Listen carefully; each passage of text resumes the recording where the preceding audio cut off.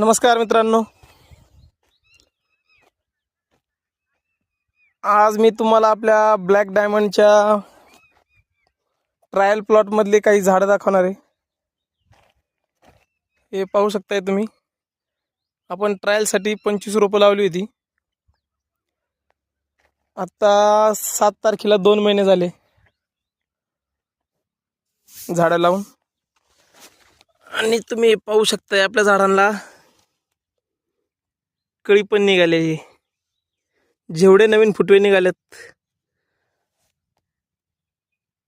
त्यांना सगळ्यांना कळी निघाली, पण आपण ही कळी ठेवणार नाही। एखाद्या झाडाला ठेवणार आहे फक्त एक ट्रायल साठी। ही मी 2 कळ्या ठेवणार आहे, बाकीच्या झाडांच्या सगळ्या कट करून टाकल्या ते मी। जे नवीन ब्रांच निघाले ते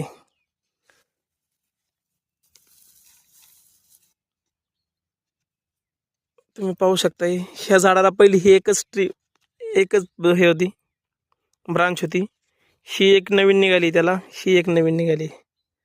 आता प्रत्येक झाडाला जवळपास अशा नवीन नवीन ब्रांच निघायला लागल्या। ते तुम्हाला दाखवतो मी। ही जी जुनी पान आहे, हे बघा तुम्ही, ह्या झाडाची पहिली पानगळ झालेली, नवीन ब्रांच निघाली त्याला।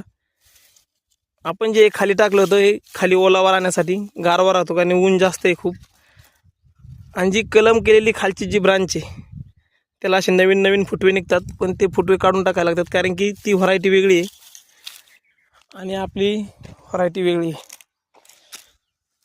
आता हे खाली सगळे नवीन ब्रांच निघाले ना, ते कट करून टाकतो मी, जेणेकरून वर झाडाला ग्रोथ होण्यासाठी मी हेल्प व्हावी। आता हे प्रत्येक ठिकाणी असे झाडाला नवीन नवीन ब्रांच निघाले। ते तुम्ही पाहू शकता। ही इथे एक नवीन निघाली, इथे एक नवीन निघाली, ह्या साईडने एक नवीन निघाली।